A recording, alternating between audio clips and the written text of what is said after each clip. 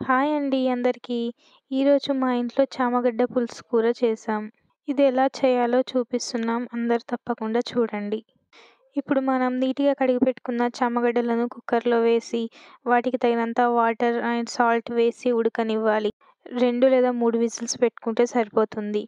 తర్వాత ఈ చామగడ్డకున్న పొట్టునంతా నీట్‌గా తీసివేసి, వీటిని ఇలా కట్ చేసుకోవాలి. ఇప్పుడు ఒక పాన్ తీసుకొని 2.5 స్పూన్ల ఆయిల్ పోసి జీలకర్ర వేయాలి. తర్వాత మనం సన్నగా కట్ చేసి పెట్టుకున్న పచ్చిమిర్చి, ఆనియన్లను వేసి మంచిగా ఫ్రై అవ్వనివ్వాలి. దీంట్లోనే ఒక స్పూన్ అల్లం ఎల్లిగడ్డ పేస్ట్‌ను కూడా వేసుకొని, ఒక స్పూన్ పసుపు వేసి కలపాలి. పచ్చిమిర్చి, ఆనియన్స్ మంచిగా ఫ్రై అయిన తర్వాత దాంట్లోకి కట్ చేసి పెట్టిన 2 టమాటాలను వేసి మంచిగా ఉడికించుకోవాలి. దాంట్లోనే కొద్దిగా కరివేపాకును కూడా యాడ్ చేసుకోవాలి.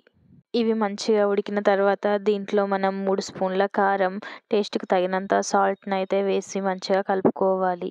ఇప్పుడు దీంట్లోకి జీలకర్ర పొడి, ధనియాల పొడి, మెంతి పొడి, కొబ్బరి పొడి అండ్ అప్పుడే వేయించి మిక్సీ పట్టుకున్న నువ్వుల పొడి వేసుకొని ఒకసారి ఇలా కలుపుకోవాలి. ఇవి వేయడం వలన అయితే చామగడ్డ పులుసు చాలా టేస్టీగా ఉంటుంది. ఇప్పుడు కట్ చేసి పెట్టుకున్న చామగడ్డలను వేసి మంచిగా కలుపుకొని కొద్దిసేపు ఉడకనివ్వాలి.